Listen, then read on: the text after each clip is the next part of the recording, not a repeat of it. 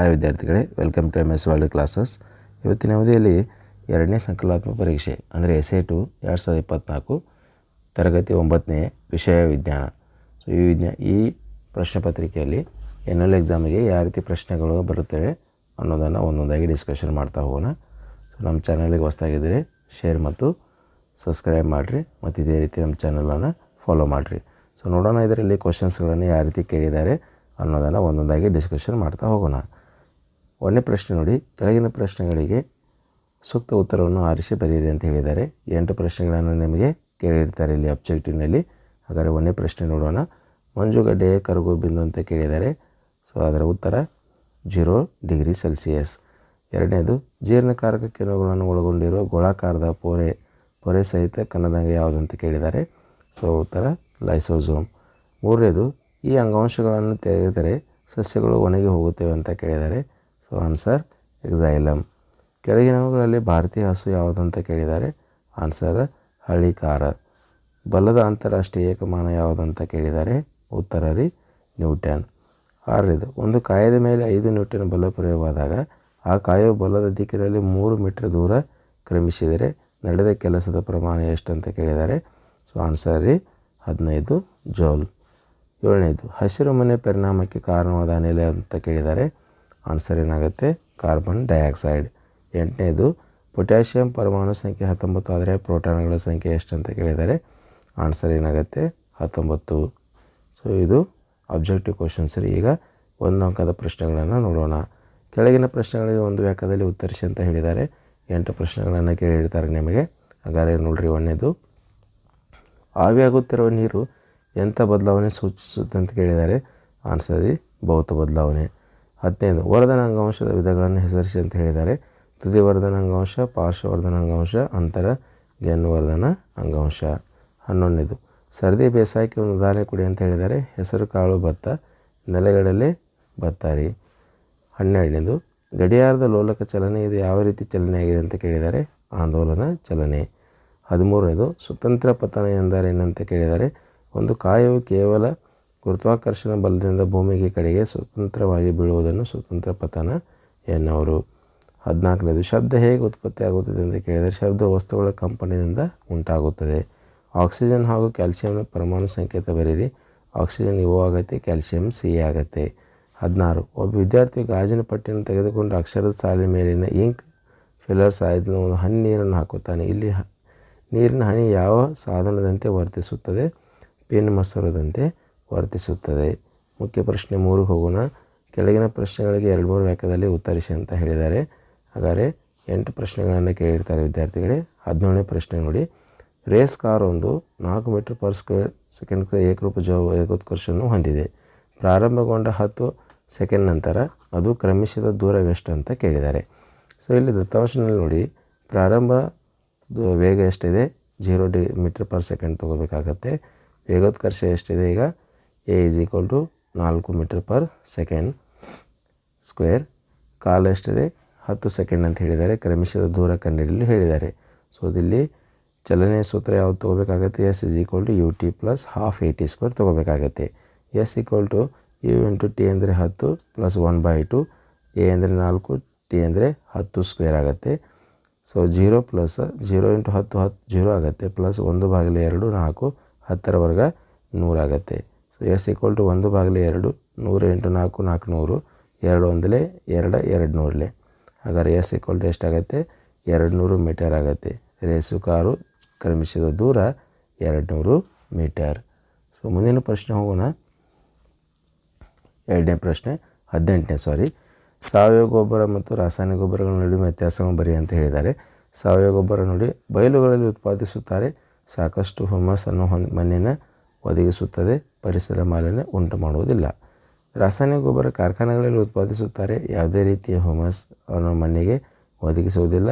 ಪರಿಸರ ಮಾಲಿನ್ಯ ಉಂಟು ಮಾಡುತ್ತದೆ. 19ನೇ ಪ್ರಶ್ನೆ, ಕೆಳಗಿನವುಗಳನ್ನು ಕಾರ್ಯಗಳನ್ನು ತಿಳಿಸಿ ಅಂತ ಹೇಳಿದರೆ. ರೈಬೋಸೋಮ್ ಅಂತ ಕಾರ್ಯ ನೋಡಿ, ಜೀವಕೋಶದಲ್ಲಿ ಪ್ರೋಟೀನನ್ನು ಉತ್ಪಾದಿಸುತ್ತದೆ. ಕ್ಲೋರೋಪ್ಲಾಸ್ಟ್. 2ನೇದು, ಸೂರ್ಯನ ಕಿರಣಗಳನ್ನು ಹಿಡಿದಿಟ್ಟು ಸಸ್ಯಗಳಲ್ಲಿ ದ್ಯುತಿ ಸಂಶ್ಲೇಷಣ ಕ್ರಿಯೆಗೆ ಸಹಾಯ ಮಾಡುತ್ತದೆ. 20ನೇ ಪ್ರಶ್ನೆ ನೋಡಿ, ಕೆಳಗಿನವುಗಳ ಧಾತುಗಳ ಸಂಯುಕ್ತಗಳು ಹಾಗೂ ಮಿಶ್ರಣಗಳನ್ನಾಗಿ ವರ್ಗೀಕರಿಸಿ ಅಂತ ಹೇಳಿದ್ದಾರೆ. ಸೊ ಮಣ್ಣು, ನೀರು, ಆಕ್ಸಿಜನ್, ಹಾಲು, ಗ್ಲೂಕೋಸ್, ಚಿನ್ನ. ಧಾತು ಇದರಲ್ಲಿ ಚಿನ್ನ ಇದೆ, ಆಕ್ಸಿಜನ್, ಸಂಯುಕ್ತ ನೀರು ಮತ್ತು ಗ್ಲೂಕೋಸ್ ರೀ. ಮಿಶ್ರಣ ಏನಿದೆ ಹಾಲು, ಮಣ್ಣು. 21ನೇ ಪ್ರಶ್ನೆ, ಚಲನಶಕ್ತಿ ಹಾಗೂ ಪ್ರಚನ ಶಕ್ತಿಗಳಿಗೆ ಎರಡೆರಡು ಉದಾಹರಣೆ ಕೊಡಿ ಅಂತ ಹೇಳಿದ್ದಾರೆ. ಚಲನಶಕ್ತಿಗೆ ನೋಡಿ ಬೀಸುತ್ತಿರುವ ಗಾಳಿ, ಹರಿಯುತ್ತಿರುವ ನೀರು. ಪ್ರಚನ ಶಕ್ತಿಗೆ ಸಂಗ್ರಹವಾದ ನೀರು, ಕೀ ಕೊಟ್ಟ ಆಟದ ಗೊಂಬೆ.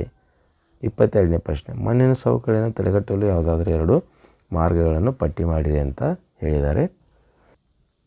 ಹಾಗಾದ್ರೆ ನೋಡಿ ಅಂದರೆ ಆನ್ಸರಿ ಅರಣ್ಯನಾಶ ತಡೆಗಟ್ಟುವುದು, ಇಳಿಜಾರಿನಲ್ಲಿ ಅಡ್ಡಲಾಗಿ ಉಳುಮೆ ಮಾಡುವುದು, ನದಿಗಳು ಅಥವಾ ಕೆರೆಗಳ ಬದುಗಳಲ್ಲಿ ಮರಗಳನ್ನು ಬೆಳೆಸೋದು. 23ನೇ ಪ್ರಶ್ನೆ, ಸಾಂಕ್ರಾಮಿಕ ರೋಗಗಳೆಂದರೇನು, ಉದಾಹರಣೆ ಕೊಡಿ ಅಂತ ಹೇಳಿದ್ದಾರೆ.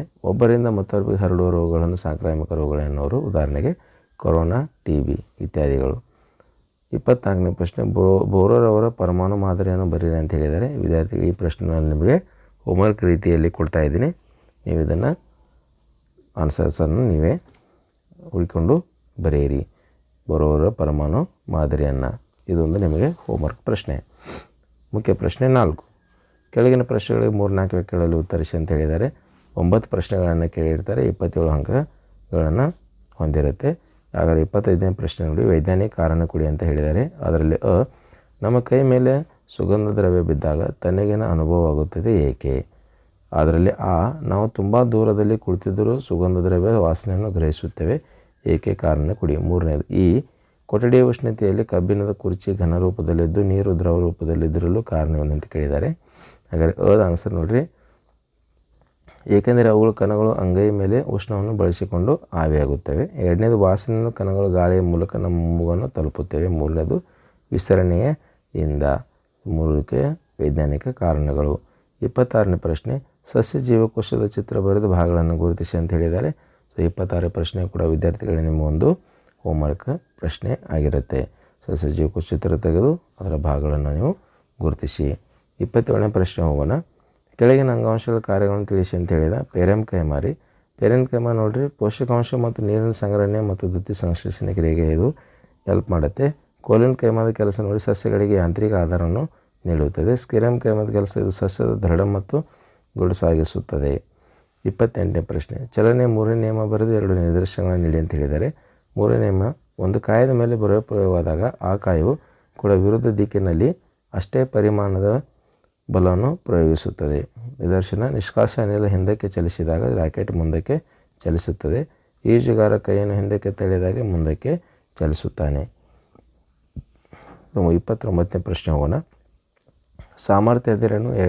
1ನೇ ಪ್ರಶ್ನೆ ಕೇಳಿದ್ದಾರೆ. ಅದರಲ್ಲಿ 2ನೇದು, ಒಂದು ವಿದ್ಯುತ್ ಹೀಟರ್ ಮೇಲೆ 15 ವ್ಯಾಟ್ ಎಂದು ನಮೂದಿತವಾಗಿದೆ. ಅದು 10 ನಿಮಿಷಗಳಲ್ಲಿ ಎಷ್ಟು ಶಕ್ತಿಯನ್ನು ಬಳಸುತ್ತದೆ ಅಂತ ಕೇಳಿದ್ದಾರೆ. ಹಾಗಾದರೆ ಸಾಮರ್ಥ್ಯ ಎಂದರೇನು? ಕೆಲಸ ಮಾಡಿದ ದರವನ್ನು ಸಾಮರ್ಥ್ಯ ಅಂತ ಕರೆಯುತ್ತಾರೆ. ಹಾಗಾದರೆ P=W/T ರೀ ಸೂತ್ರ ಅದರದ್ದು. ಸೊ W=P × T ಆಗೈತೆ. W=1500 ಪವರ್ ರೀ. ಟೈಮ್ T ಎಷ್ಟಿದೆ? T 10 ಇದೆ. 1500 × 10 ಅಂದರೆ 15,000 ಜೌಲ್. ಇದು ಏನು ಉತ್ಪಾದಿಸುವ ಶಕ್ತಿಯನ್ನು ಉತ್ಪಾದಿಸುತ್ತದೆ. 30ನೇ ಪ್ರಶ್ನೆ, ಮಾನವನಲ್ಲಿ ಶಬ್ದ ಗ್ರಹಿಸುವ ಅಂಗ ಯಾವುದು? 2ನೇದು, ತಮಟೆ ಮತ್ತು ಕಾಲ್ಕಿಯಾದ ಕಾರ್ಯವನ್ನು ತಿಳಿಸಿ ಅಂತ ಹೇಳಿದ್ದಾರೆ. ಮಾನವನ ಶಬ್ದ ಗ್ರಹಿಸುವ ಅಂಗ ಯಾವುದು? ಹೊರಕಿವಿ. ಆಮೇಲೆ ತಮಟೆ ಮತ್ತು ಕಾಲ್ಕಿಯಾದ ಕಾರ್ಯಗಳನ್ನು ತಿಳಿಸಿ. ತಮಟೆ ನೋಡ್ರಿ, ಶಬ್ದ ತರಂಗಗಳಿಗೆ ಅನುಗುಣವಾಗಿ ಕಂಪಿಸುತ್ತದೆ. ಕಾಲ್ಕಿಯಾದ ಶಬ್ದ ಕಂಪನಗಳು ವಿದ್ಯುತ್ ರಾಸಾಯನಿಕ ಸಂಕೇತಗಳಾಗಿ ಪರಿವರ್ತಿಸಿ ಮೆದುಳಿನ ಶ್ರವಣ ಕೇಂದ್ರಕ್ಕೆ ತಲುಪುವಂತೆ ಮಾಡುತ್ತವೆ. 31ನೇ ಪ್ರಶ್ನೆ, ಕೆಳಗಿನ ಸಂಯುಕ್ತಗಳ ಅಣುಸೂತ್ರ ಬರೀರಿ ಅಂತ ಹೇಳಿದ್ದಾರೆ. ಹೈಡ್ರೋಜನ್ ಕ್ಲೋರೈಡ್ HCl ಆಗುತ್ತೆ. ಸೋಡಿಯಂ ಕಾರ್ಬೋನೇಟ್ Na2CO3 ಆಗುತ್ತೆ. ಕ್ಯಾಲ್ಸಿಯಂ ಹೈಡ್ರಾಕ್ಸೈಡ್ CaOH2 ಆಗುತ್ತೆ. 32ನೇ ಪ್ರಶ್ನೆ, ನಿಮ್ನ ಮತ್ತು ಪಿನ್ ದರ್ಪಣಗಳ 3 ಉಪಯೋಗಗಳನ್ನು ಪಟ್ಟಿ ಮಾಡಿ ಅಂತ ಹೇಳಿದ್ದಾರೆ. ನಿಮ್ನ ದರ್ಪಣ ಉಪಯೋಗಗಳನ್ನು ನೋಡಿ. ವಾಹನಗಳ ಹೆಡ್ಲೈಟ್ಗಳಲ್ಲಿ ದಂತವೈದ್ಯರು ಟಾರ್ಚ್ಗಳಲ್ಲಿ ನಿಮ್ನ ದರ್ಪಣವನ್ನು ಬಳಸುತ್ತಾರೆ. ಪಿನ್ ದರ್ಪಣದ ಉಪಯೋಗಗಳು, ಬೀದಿ ದೀಪಗಳಲ್ಲಿ, ವಾಹನಗಳ ಹಿನ್ನೋಟಗಳ ದರ್ಪಣಕ್ಕಾಗಿ, ಟ್ರಾಫಿಕ್ ಕನ್ನಡಿಗಳಲ್ಲಿ ಪಿನ್ ದರ್ಪಣವನ್ನು ಬಳಸುತ್ತಾರೆ. 33ನೇ ಪ್ರಶ್ನೆ, ಲೋಹ ಮತ್ತು ಅಲೋಹಗಳ ಭೌತ ಗುಣಲಕ್ಷಣ ಪಟ್ಟಿ ಮಾಡಿ ಅಂತ ಹೇಳಿದ್ದಾರೆ. ಇದು ಒಂದು ಕ್ವಶನ್ ನಿಮಗೆ ಹೋಮ್ವರ್ಕ್ ಆಗಿರುತ್ತೆ. ಲೋಹ ಮತ್ತು ಅಲೋಹಗಳ ಭೌತ ಗುಣಗಳನ್ನು ಪಟ್ಟಿ ಮಾಡಿ. 5ನೇ ಮುಖ್ಯ ಪ್ರಶ್ನೆ 5 ವಿದ್ಯಾರ್ಥಿಗಳೇ, ಇಲ್ಲಿ ನಿಮಗೆ 4 ಪ್ರಶ್ನೆಗಳನ್ನು ಕೇಳಿರ್ತಾರೆ. ಅದರಲ್ಲಿ ನೀರು ಮತ್ತು ಅಡುಗೆಯನ್ನು ಮಿಶ್ರಣ ನೀಡಲಾಗಿದೆ. ಎಣ್ಣೆಯನ್ನು ನೀರಿನಿಂದ ಹೇಗೆ ಬೇರ್ಪಡಿಸುವಿರಿ? ಚಿತ್ರದೊಂದಿಗೆ ವಿವರಿಸಿ ಅಂತ ಹೇಳಿದ್ದಾರೆ. ಪ್ರತ್ಯೇಕ ನಾಲಿಕೆ ಸಹಾಯದಿಂದ ಕೊಟ್ಟಿರುವ ಎಣ್ಣೆ ಮತ್ತು ನೀರನ್ನು ಬೇರ್ಪಡಿಸಬಹುದು. ಪ್ರತ್ಯೇಕ ನಾಲಿಕೆನೇ ಚಿತ್ರ ರೀ. ಈ ಚಿತ್ರ ನೀವು ಅಲ್ಲಿ ಪುಸ್ತಕದಲ್ಲಿ ನಿಮಗೆ ಈ ಚಿತ್ರ ಸಿಗುತ್ತೆ. ಇದೊಂದು ಹೋಮ್ವರ್ಕ್ ಪ್ರಶ್ನೆಯನ್ನು ನೀವು ಮಾಡಿ. ಪ್ರತ್ಯೇಕ ನಾಲಿಕೆಯಲ್ಲಿ ಅಡುಗೆಯನ್ನು ನೀರನ್ನು ತೆಗೆದುಕೊಳ್ಳಬೇಕು. ಪ್ರತ್ಯೇಕ ನಾಲಿಕೆ ಬಿರುಡಿಕೆಯನ್ನು ತೆಗೆದು ಕೆಳಪದರವಾದ ನೀರನ್ನು ಹೊರಸೂಸುವುದು ಮತ್ತು ಎಣ್ಣೆಯನ್ನು ಪ್ರತ್ಯೇಕ ನಾಲಿಕೆ ಬಿರುಡಿಯ ಬಳಿ ಬಂದಾಗ ಬಿರುಡಿಯನ್ನು ಮುಚ್ಚಿ ಬೇರ್ಪಡಿಸುವುದು. ನೆಕ್ಸ್ಟ್ ಪ್ರಶ್ನೆ, ಮುಂದಿನ ಪ್ರಶ್ನೆ ವಿದ್ಯಾರ್ಥಿಗಳೇ, ವಿಶ್ವವ್ಯಾಪಿ ಗುರುತ ನಿಯಮ ಕೇಳಿದ್ದಾರೆ. ನಿರೂಪಿಸಿ ಸೌರಮಂಡಲಕ್ಕೆ ಇದು ಅನ್ವಯಿಸುತ್ತದೆ ಅಂತ ಕೇಳಿದರೆ ಇದರ ಆನ್ಸರ್ ಇಲ್ಲಿ ಕೊಟ್ಟಿನಿ.